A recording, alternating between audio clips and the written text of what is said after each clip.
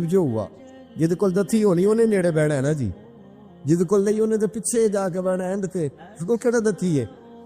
اس stage پہ بھی غریب آدمی کی صدارت نہیں ممکن ہو ہی نہیں سکتا۔ میرے رسول پاک سید عالم صلی اللہ تعالی علیہ وآلہ وسلم نے فرمایا پہلے اسے پوچھو کیا مسئلہ ہے۔ وہ کہنے لگی میں غریب ہوں، بوڑھی ہو گئی ہوں، ساری زندگی غلامی میں گزاری ہے، تیل لینے آئی تھی 5 دینار کا، بوتل میں تیل بھروایا ہے، اور اب بوڑھی ہوں نا تو کمر درد کرتی ہے، پیر پیچھے موڑا ہے تو میں گری ہوں، تیل زمین پی گئی ہے، اب زمین تو واپس نہیں کرتی، لیکن واپس جاؤں گی تو ایک یہودی عورت کی ملازمہ ہوں، وہ درے سے مارے گی، کھال ادھیڑ دے گی، میں بڑی پریشان ہوں، اب نہیں مار کھائی جاتی، ہڈیاں بوڑھی ہیں، قربان جاؤں۔ حضرت بلال کو حضور نے حکم دیا، فرمایا دوڑ کے گھر جا 5 دینار لا۔ فرماتے 5 دینار لائے، تیل خرید کے دیا، وہ پھر رونے لگی۔ فرمایا آپ کیوں روتی ہے؟ اس نے کہا بتایا نا غریب ہوں، غریب کا جرم کوئی نہیں ہوتا، لیکن پیس دیا جاتا ہے، پھر بھی مار تو اب بھی پڑے گی، اب کیوں پڑے گی؟ تو عرض کرنے لگی محبوبہ مار اس لیے پڑے گی کہ دیر سے کیوں آئی ہے۔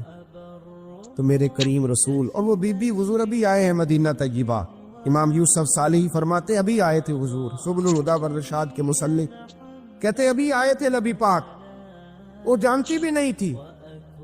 تو سید عالم صلی اللہ تعالی علیہ وسلم نے فرمایا اچھا مار پڑے گی؟ کہا او بھائی کونسلر جو کل آپ کو کہہ رہا تھا نا میں آپ کا خادم ہوں، کونسلر بے گناہ، بلکہ ہمارے ایس ایچ او صاحب اگر چودھری پہ پرچہ آ جائے تو اس کو ٹیلی فون کر کے پوچھتے ہیں صاحب جی تہاڈے خلاف درخواست آئی ہے، کی کرنا ہے؟ تو غریب آدمی بیچارہ، اس کی غلطی یہ تھی کہ وہ غریب تھا تو اس نے ریڑھی لگا لی چوک میں، اس کو دبوچ کے لے گئے، تینوں پتہ نہیں اتنے نہیں کھلوئی دا، اس کے پاس کل انویسٹمنٹ ہی 5000 تھی، سارا لے گئے۔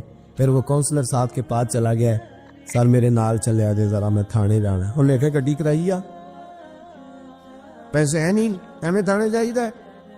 اب وہ گاڑی لایا، پتہ نہیں کہاں سے لایا ہے، تھانے پہنچا ہے، اور یہ ہے ہمارا حال کہ وہ ایس ایچ او بھی بیٹھا ہے کرسی پہ اور کونسلر بھی کرسی پہ بیٹھا ہے، اور وہ غریب پیروں میں بیٹھا ہے اور ہاتھ باندھ کے کہہ رہا میری ریڑھی دے چھڈو، میریاں 4 دھیاں نے تو میں شامی کھانا کھڑنا۔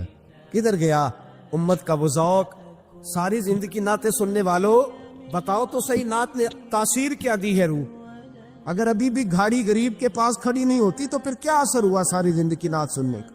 میرے مصطفیٰ کریم سید عالم صلی اللہ تعالی علیہ وسلم نے فرمایا اس خاتون سے یہاں کونسلر ساتھ نہیں جاتا، کہتا کر دیا ٹیلی فون سویرے 9 بجے پہنچ جانا، پر کائنات کی سب سے معزز شخصیت حضرت سیدنا بلال حبشی رضی اللہ تعالیٰ عنہ فرماتے ہیں میرے نبی پاک نے فرمایا بی بی چل میں تیرے ساتھ چلتا ہوں، گویا اللہ کی ساری رحمتیں اس کے ساتھ ساتھ چلنے لگی، اور آگے آگے نہیں، ساری کتابیں پڑھ لو، وہ پھٹے پرانے کپڑوں والی بی بی آگے آگے اور اللہ کے کریم رسول پیچھے پیچھے، ساری گلیاں اس نے پھرائی، مدینے کی صحرا آ گیا، ایک دروازے پہ دستک دی، سے مالکن آئی، وہ بی بی بعد میں کہتی ہے میں بھی بڑی ڈاڈی تھی، طاقت ہی نہیں تھی میرے سامنے کو کھڑا ہو سکے، لیکن جب میں باہر نکلی تو میں نے نور کے حالے میں لپٹی ہوئی ایک عظیم ہستی کو دیکھا۔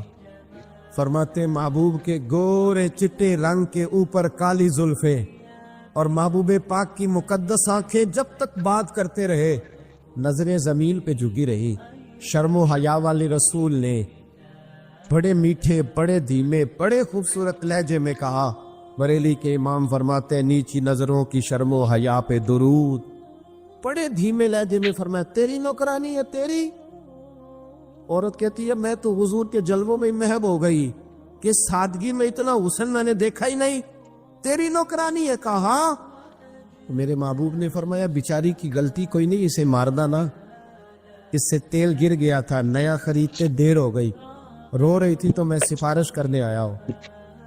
وہ خاتون کہتی ہے کسی کی نہیں مانی تھی، پر محبوب کے جملوں میں تاثیر اتنی تھی، ککھ سواد نہیں مشری اندر، اسا کھنڈا می چکھ ڈٹھیاں، انہاں ساریاں شیواں نالوں گلاں سجن دیا مٹھیاں۔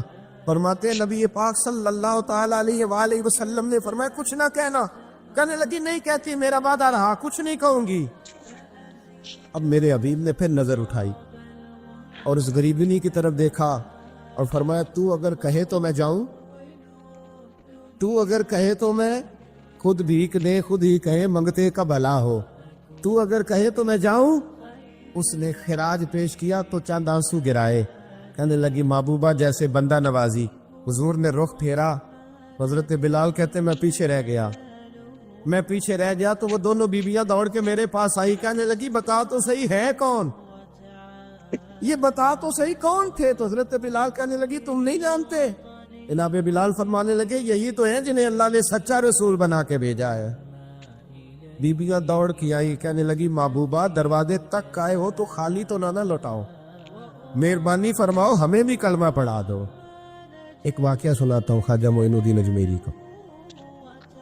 عطائے رسول ہند الولی حضرت خواجہ معین الدین اجمیری رحمت اللہ تعالی علیہ، میرے حضرت صاحب فرمایا کرتے ہیں ہم کتر قادری ہیں پر ہم کھل کے یہ بات مانتے ہیں کہ ہندوستان کے بادشاہ کا نام معین الدین اجمیری ہے۔ یہ ببانگے دول مانتے ہیں۔ بہرحال ہند الولی حضرت خواجہ ہے اجمیری۔ خواجہ اجمیری جب نئے نئے آئے نا یہاں اجمیر شریف میں، آپ نے خیمہ لگایا تھا،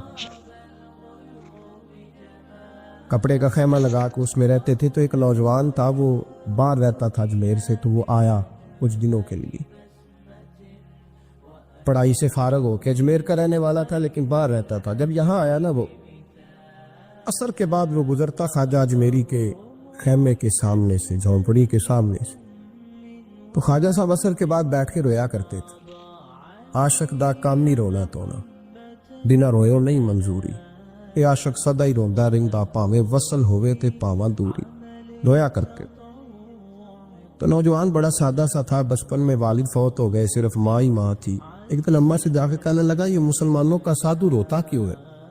اماں کہنے لگی مجھے کیا پتا۔ بچہ کہتا میرے اندر تجسس بڑھ گیا کہ بابے سے پوچھوں تو صحیح کو روتا۔